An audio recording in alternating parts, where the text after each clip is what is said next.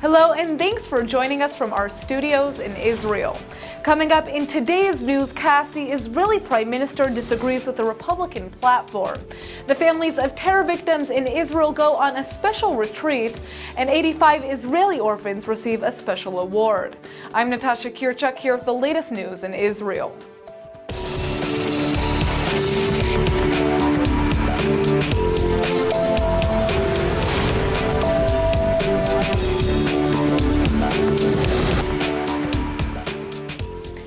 Republican presidential candidate Donald Trump may claim that the Republican Party's platform is the most pro-Israel it's ever been. But it looks like the Israeli Prime Minister is disagreeing. Netanyahu says that he still supports a two-state solution to the Israeli-Palestinian conflict, even though the GOP platform failed to support it. The Israeli leader told a delegation of Republican senators last week that he still supports a two-state solution, and that he even wanted to resume talks with the Palestinian Authority president to reach an accord. The 6 Republican members of Congress were visiting Israel on a fact-finding mission sponsored by AIPAC. In recent weeks, the Republican Party pulled its support for the two-state solution, which has been a pillar of U.S. foreign policy for decades. While GOP presidential nominee Donald Trump has repeatedly claimed that he would seek an Israeli-Palestinian peace deal, the platform has avoided backing his position, which he has now claimed is the most pro-Israel possible. Instead, the Republican platform is urging the United States to recognize Jerusalem as the eternal capital of the Jewish state and move the American embassy from Tel Aviv to the Holy Capital. The language differs from the party's stance in 2012 when it refrained from talking about the ancient city and outwardly called for the establishment of a Palestinian state. Republican Senator of Montana Steve Daines says he isn't surprised that the Israeli Prime Minister is sticking to hope for a two-state solution. He says that in virtually every meeting he's had with Israeli officials, there's always been hope that peace negotiations will begin again. Apart from meeting with the Prime Minister, Daines and his Republican delegation visited the Knesset, took a tour of Hamas-dug tunnels along the Gaza border, and checked out an Iron Dome installation. The Olympics are set to start in just 3 days, and Brazilian authorities are tightening border security amid concerns that Islamist militants could infiltrate the event and carry out an attack, similar to the one on the Amar Jewish Community Center in Argentina in 1994.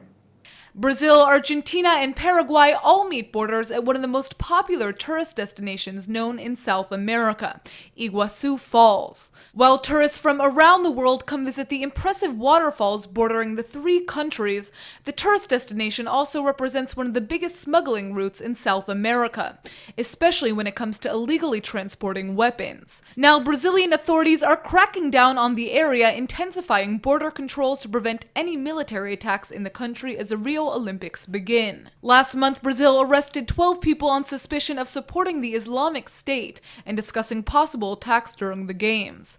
One of them allegedly attempted to buy an AK-47 rifle online from a shop in Paraguay's Ciudad del Este, which borders the Iguazu Falls. O problema de tráfico de armas e tráfico de drogas é mundial e tem que ser estabelecido a partir de parcerias com os países vizinhos, né? Nessas reuniões do comando tripartite também existe um fórum sobre tráfico de armas, né? A Polícia Federal tem esforços no sentido de mapear e rastrear todas as armas que são apreendidas no Brasil. Então a Polícia Federal tem um levantamento hoje de onde saem essas armas. Essas armas não são produzidas na sua maioria do Brasil, elas vêm de países produtores, como também Estados Unidos, via Paraguai, né? E as atividades são o quê? De desenvolver cooperação com esses países para minimizar a entrada dessas armas no Brasil.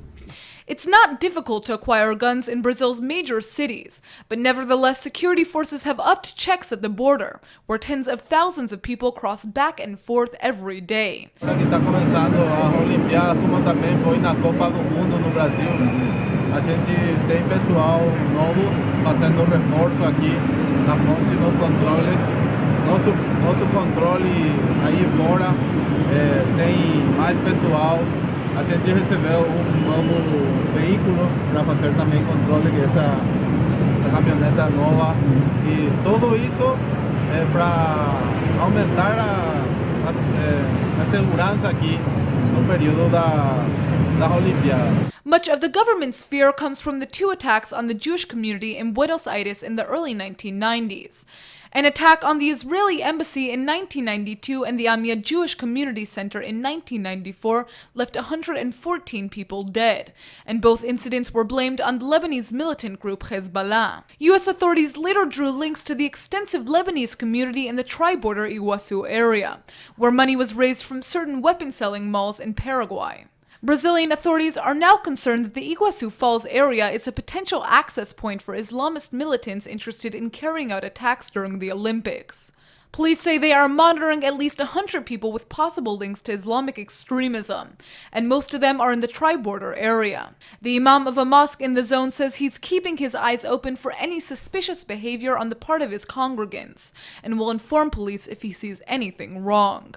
É uma obrigação de cada cidadão brasileiro. E nós somos uma parte dessa nação brasileira. Então, qualquer caso, se a gente encontra uma pessoa suspeita de ter algum perigo contra a segurança do país, nós não procuramos a religião dele, nem a raça, nem a cor. Claro, temos que tomar as medidas e avisar a segurança. Israeli basketball fans around the country are celebrating because former NBA All-Star Amar Stoudemire has finally announced that he'll be moving to Israel to play for Hapoel Jerusalem. Joining us now is Israeli NBA basketball commentator Simi Rieger to talk about how this big news will change the face of Israeli basketball. Thanks for coming in. My pleasure. So to begin, were you surprised to hear about Stoudemire's retirement from the NBA and decision to come here to play in Israel? Well, he made a decision to retire. And to me, it was obvious he was coming to Hapoel Jerusalem because he was part of management 3 years ago. He had a piece of the club, which he now sold to Ori Alon, back to Ori Alon, because it's, you're not allowed to be an owner and a player. And it didn't surprise me at all. To me, it was very obvious. He's been in Israel a couple of times. They speak English here. He's going to be in Jerusalem, which is, for the Americans and all Jews all over the world, is the Mecca of the world, and his kids can get along very well because everybody gets along in English. TV is in English, movies are in English, streets, signs, everything. They'll get used to the hummus and stuff like that, falafel, Yeah, but I it'll be definitely okay. don't think there'll be a suffering. Why do you think that he's chosen to move here? I know these are a lot of reasons, but he also has a very strong connection with Israel because of his background as well, correct? Well, he converted to Judaism years ago, out of his own free will. Nobody asked him to do it to come to Israel to play basketball, as other players have done in the past. He became a Jew. He stayed in the NBA. He was very proud of it. Came to Israel. First of all, I haven't spoken to him, but he's obviously a religious guy. And Israel turned him on. He likes it here. And I don't think for a person that came here like myself 49 years ago, there's no place better to bring up kids for Jewish people than Israel. And just to clarify, so I understood that he signed for 2 years. When is that going to begin? When would he actually arrive here and start living here? He's probably landing right now. Yeah? He's going to be here, this week. He's going to be coming for a week with Omri Caspi, brings players from the NBA. But, probably by the end of the month, they'll all be here and get ready. He has to get his kids into school, which is another thing. Got American schools up there.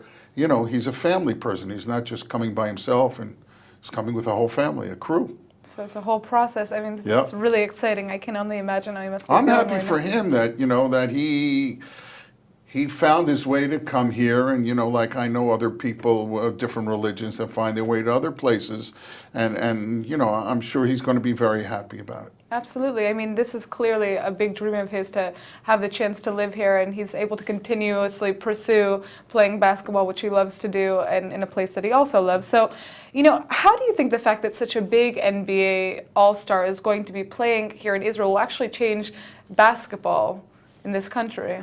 Well, I don't think it's going to change basketball. I think it's going to improve basketball. First of all, the gyms are going to be full everywhere he goes. People are going to come and pay money to see them play, which is very important for the clubs themselves. He's a very physical guy. He can play different positions. He has a lot of experience. From what I understand, he's a great guy.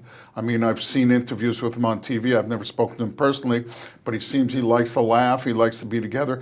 And it also depends on who the other players are on the team and how it fits. It's not just Amar, Stoudemire against the world. It's Hapoel Jerusalem.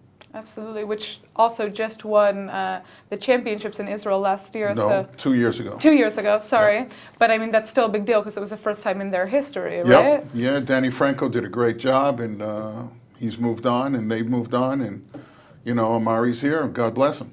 So we can only assume that greater things will be happening for this team now that he's arrived. Do you think the fact that Stoudemire is now coming to play in Israel is going to be an opening for more NBA players, or perhaps more of a push for certain NBA players to come and play in Israel after they finish their careers in the United States? Well, I think it's a combination of things. I think the managements here are going to begin to understand that instead of bringing 5 or 6 Americans and spreading the money, it's better to bring 2 or 3 Americans like they did when I was coaching 20 years ago, and you had a better talent of American, a better personality and everything. I think they're going to go after the players. There was an NBA player that played in Hapoel Tel Aviv last year. There's an NBA player playing in Hapoel Jerusalem this year. People retire. You have to understand, in America, every year at least 1,000 top-notch ball players graduate, and there aren't 1,000 openings. They're the same amount of openings, so it goes all over the world. What surprised me and showed me that Amari really wanted to come here was he turned down a $5 million contract in China to come here for a lot less money. And that just shows me, I think he was sick and tired of the NBA, of a physical reason also. I mean, he's 14 years, he made a lot of money. I saw his name, and I wish him well. You know, God bless him. He made a lot of money, and he's here for... At this point, it's pursuing other dreams as well. It's not just about the basketball. Also bringing up his kids. Yeah. And this is definitely a beautiful place to do that. You know, let's talk about also Nate Robinson for a little bit, because he also was just here. What's going on with him? Oh, I really don't know what he's the type of kid that he announced that he wants to go play in the NFL. So I think he got hit in the head a couple of times too many because something's not functioning there. But, you know, I mean, he was a really talented guy, but he was problematic when he was here, which I don't see Amari being problematic. I think it's going to be a whole different thing. He was really problematic. I mean, there have been good NBA players that came here. Purvis Short, who was a great NBA player, played here for a couple of years in Hapoel Tel Aviv, and he was a very positive influence on the team. There are guys that come here that I think Nate Robinson has his own problems, and he came because a friend of his played on the team at the same time. And speaking about those problems, obviously playing in the United States is different in many senses than it is to play in Europe and even a place like Israel. Do you think there's going to be any issues with the transition for Amari and playing styles, if at all? Well, for sure, there are different styles. First of all, he's going to be playing with a different caliber of player.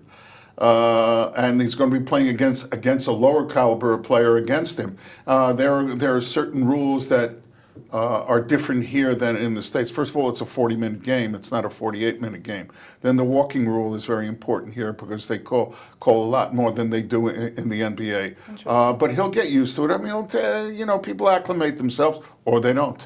Well, and it's also nice to have a shorter game and to be an all-star that's going to be playing against people who aren't necessarily as... Well, you have to understand, he didn't come here to score 30, 40 points a game. He came here to play 15, 20 minutes, maybe 25 minutes, twice a week. Pick his kids up after school. No, well, not just that. Yeah, all right. But I'm just saying, it's a different period in his life. Yeah, absolutely. Well, thank you so much for coming in and shedding some light on this. I think we're all very excited. It's always been a pleasure in the room with you. Great. Thank you so much. My pleasure. Since September of last year, 40 people have been killed in Palestinian terror attacks throughout Israel. This week, the families of many of the victims went on a much-needed retreat to help them reintegrate into society since their tragic losses. 45 families took part in a 3-day retreat near the Sea of Galilee, where they gathered together to do lots of relaxing activities from hiking to kayaking, which seeks to empower victims of terrorism and enable them to recover from their trauma through counseling, legal, and financial assistance. Retreats like this one are a small part of the nonprofit's much larger goal to help the families of victims reintegrate into society. The One Family organization was founded after the fatal 2001 terrorist attack on a Sbarro restaurant in Jerusalem that left 15 people dead and over 130 wounded. In light of the attack, a 12-year-old girl named Michal Belzberg decided to forego her bat mitzvah party and raise money for victims of the attack instead. Her good deed inspired her family to found the One Family organization, which has continued to assist thousands of terror victims since.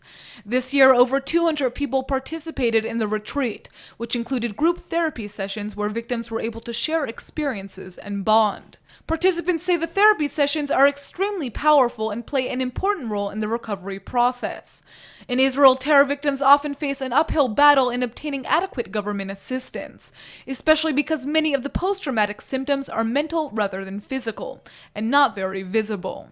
The families of terror victims tend to face a bureaucratic maze when it comes to getting financial assistance and aid from the Israeli government. The One Family organization hopes to combat this issue, and their next project is to launch a family adoption program, where bereaved families can adopt fellow wounded families and help each other recover together. Just over a month ago, 13-year-old Hallel Yafa Ariel was murdered by a Palestinian terrorist as she was sleeping in her bedroom in the West Bank. Now, Hallel's family is on a mission to honor her memory, and they've just taken the first step towards building a visitor center in her name. Rina and Amichai Ariel held an inauguration ceremony for the educational center they hope to build, that they say will reflect their daughter's lively and active spirit. The family just concluded 30 days of intensive mourning in keeping with Jewish practice, since Hallel was stabbed to death by a Palestinian assailant in their home. So far, they've already succeeded in raising almost $3 of the nearly $120,000 they set as a goal, since launching a fundraising campaign this past Saturday night. Rina told Ynet News that the family envisions a Kiryat Arba center to be a place where visitors can come to hear the story of the land of Israel, the Jewish people, and their daughter. The crowdfunding website Head Start describes Hallel as a radiant, smiling teenager who had an immense love for dance and movement, adored animals, and dreamed of being a zoologist. Because she also loved working in the family vineyard, the new center will be called the Hallel Vineyard and will offer tours of the grape fields and the area where she grew up. After suffering the greatest nightmare any parent could endure, Rina Ariel says that the new enterprise gives the family the strength to hold on. If you're interested in contributing to the effort, you can donate around $65 to the family's fundraising campaign, and in return you'll receive a bottle of wine that was actually bottled by Hallel. There are so many accounts of what took place during World War II, and now an Israeli Holocaust expert has just released a new book that reveals what actually happened in Lithuania during the Holocaust. ILTV's Steve Leibowitz sat down with Dr. Ephraim Zuraf to learn about what he discovered and why his book has become a bestseller in Lithuania.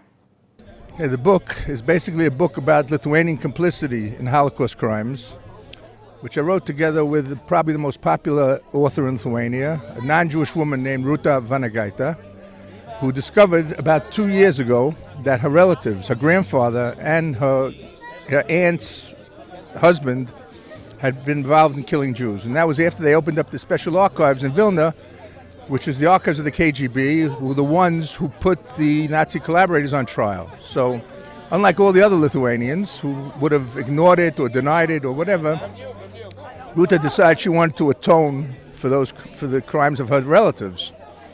And she decided, she did a project to teach Lithuanian kids about Judaism, brought them to the shul, had them speak to them about Jewish history, Jewish culture, Jewish tradition, took them to Pona, the mass murder site of Lithuania, Vilna. There are a number of mass murder sites in Lithuania, aren't there?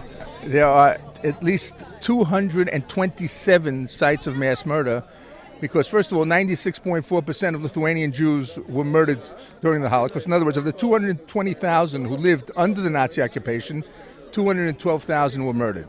90% of those murdered were murdered near their homes, in many cases by Lithuanians. So Lithuania is one big mass murder site in many respects, and the story is very difficult for Lithuanians to confront and to deal with, because so many Lithuanians, and the estimate is more than 20,000, were involved in some way in carrying out the mass murder of their Jewish neighbors. And not only that, Lithuanian security police were sent to Belarus to kill Jews, and foreign Jews were sent to Lithuania to be killed by Lithuanians and the Nazis, of course. So this book is in effect an indictment of the Lithuanian people's own parents and grandparents, and they are still buying the book?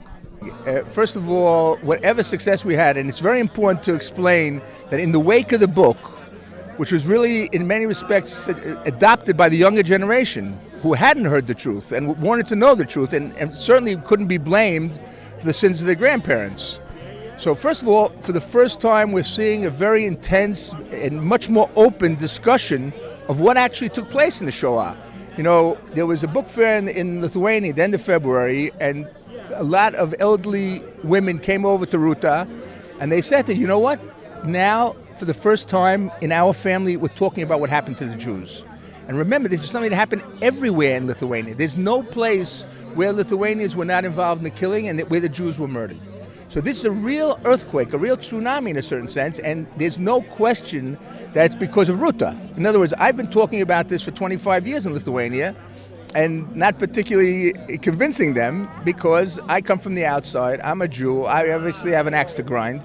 But here's Ruta, whose previous book was a runaway bestseller in Lithuania, a book about women in 50, and she's one of them. And her relatives, and she's willing to say that, she's willing to come out. That's what shocked me the first time I met her. All of a sudden, here's a person who knows the truth and is willing to say, to admit the truth and wants to do something about it. This is something I never encountered in the 25 years that I'm in the trenches, so to speak, fighting against the Lithuanians. And I said, listen, I have to try and do something with this woman. And we went on a mission of discovery. We went to 35 sites of mass murder, 30 in Lithuania and 5 in Belarus, because there was a Lithuanian unit sent to Belarus to murder Jews. And we interviewed eyewitnesses. We interviewed people living on the site or right next to the site. We went to local museums to see if there's anything written about the Jews or about the fate of the Jews. We went to Panovich, to the Panaves, to the Municipal Museum. I asked the person in charge of publicity, I said, is there anything here about the Jewish community? About 10,000 Jews lived in Panovich before the war. He goes, no. I said, are you aware of the fact that millions of people know the name of your city all over the world? He goes, really? Why? So first I have to explain to him what a yeshiva is, okay, which I did. And then I explained to him. I said, you know that bakery, conditor in the middle of town? Yeah. It says, that was the Panovich yeshiva. And it's one of the best yeshivot. It was one of the best of the yeshivot. And this is something known by millions of Jews all over the world. There's nothing like flu season to get you down. The flu is one of the most common viruses we face every year, and now an Israeli company has come up with a new vaccine that promises to lessen your chances of getting the obnoxious bug. Joining us today in the studio is a chief scientist at BeyondVax, Dr. Tamar Ben-Yedidia. Thank you so much for coming in. Thank you. So I'm excited to hear about this. Can you tell us a little bit about this vaccine that you've created? I'll start telling you a little bit about the company, because what is important is our vision, and our vision is to eradicate the flu. And the best way to eradicate a disease is by preventing it from the beginning. And it's very easy to prevent, well, not very easy, but many diseases were eradicated by vaccination, and flu brings us a significant challenge because the virus is changing every year. And we cannot predict, we cannot know which virus will be circulating in the next season. So unlike other vaccines that you just take the pathogen, you inactivate it or kill it and use it for immunization, with influenza this is impossible. I mean, this is what's done now, but the vaccines that we have now are not very effective because in many cases there is a mismatch. There is one vaccine, one strain of the virus in the vaccine, which is different from the circulating one. Wow. So this is a lot of work trying to figure out how to find a vaccine that really is able to deal with the changes in this disease. Exactly. This is the main thing and the main challenge we had. And indeed, what is special in our vaccine is that we focused on the conserved, non-changing regions of the virus. So we have kind of the common denominator for all influenza viruses, which is contained in our vaccine. Interesting. Okay. And so is this vaccine available now? Can I go and get a shot? How does this work? Oh, not yet. But we are in very advanced clinical trial, which means that we already injected this vaccine to adults and elderly, to many people, hundreds of people from the age of 18, and the oldest was 91 years old. And we got very good results. And we still have now 2 trials that are ongoing. One in Europe, which is funded by the European Community, by a consortium called UNICEF, and another trial that is going to start soon in the US, which is conducted by the NIH. So we have the best, no, not best, but significant help and recognition from European and American agencies. So what would you say are the biggest advantages of Beyond Vax? We target regions in the virus that are non-changing. So we have a universal vaccine, one vaccine for any influenza virus.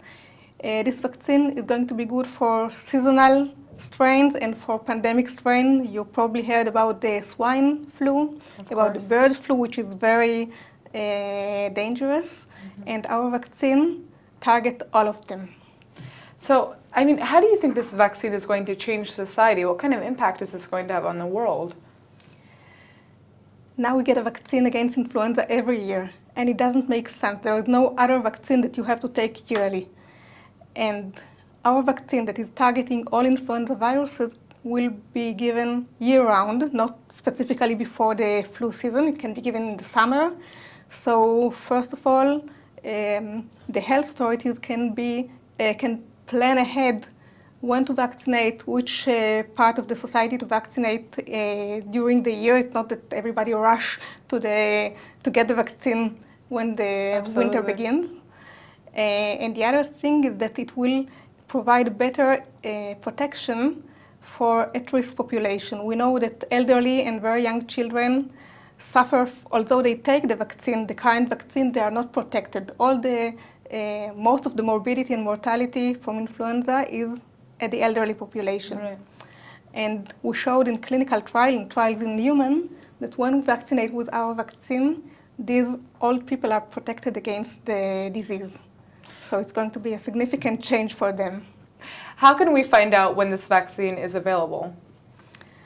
When we will finish all the clinical studies and get the FDA approval, which we already know that it is supporting us and it is supporting our trial design for the clinical trials, when you go to the doctor, he will advise you get the flu vaccine, and we recommend you to get the one by Beyond Vax, which is a universal one, and then you'll just go and get it. There you go. Well, thank you so much for coming in. It sounds like this vaccine is going to have a really big impact on the world, and I'm excited to see it. Thank you very much for the opportunity, for listening. 85 young orphans in Israel have just been awarded scholarships for academic excellence as they struggle to cope with the loss of their parents. The generous award comes from the Kolel Chabad organization, the longest continuously operating charitable organization in Israel. Kolel Chabad was founded back in 1788 under the direction of the first Lubavitcher Rebbe with the goal of helping to provide charitable support for the Jewish population in the Holy Land. It continues to function today by coordinating a wide range of educational, monetary, and nutritional programs for impoverished Israeli citizens. In this case, 85 orphans who demonstrate academic achievement while struggling to cope with the loss of a parent are receiving customized financial and sometimes social support. The financial aid aims to help them with both school and their social needs, and will provide an array of opportunities from private tutoring, therapy, and extracurricular programming to help in dealing with school administrators and teachers. The educational director, Rabbi Amram Loy, stresses that the program isn't only about helping the children improve their school grades, but is also helping them to find their place in the greater world. He's personally familiar with the tragedies behind each of the children's losses. One participant who received a scholarship award at the event is Sharon Mizrahi, whose father Baruch was killed in a 2014 terror attack. Another is a child of bus driver Yossi Mamistalov, who was killed in a bus bombing attack 15 years ago while saving many of his passengers. And now for our Hebrew word of the day. We all like to think that anything is possible, so today's word is ifshari, which means possible in Hebrew. It wasn't exactly easy to establish and maintain a Jewish state, so it's not surprising that Israelis like to think akol efshari, or that anything's possible. That's probably why most people in Israel are pretty flexible when it comes to breaking rules. At the same time, Israelis can be pretty stubborn about certain things, so if you're trying to bargain in the market and your price is too low, don't be surprised if a vendor shoos you away yelling, "Efshari," or "not possible." If you start complaining about the high prices to your Israeli friend afterwards, and he says, "Efshar lachshov," you might want to reconsider your bargaining skills because he's trying to say big deal. Now, finally, if you're in a cafe and you want to order a Coke, the polite way to ask your waiter is "Efshar cola," or "Is it possible a Coke?" You'll sound like a real local with actual manners. Let's go ahead and take a look at the weather forecast. The weekend is almost here. Thursday is expected to be sunny with a high of 89 degrees. Friday should provide a little more relief with some partial clouds, and the temperature will drop down to 88. All right, everybody, that's it for today's news. Today's exchange rate is 3.82 shekels to the American dollar. Remember to sign up for our daily newsletter at iltv.tv, and don't forget to check out our next update at 8 p.m. Eastern Time. Thanks for watching, and see you tonight.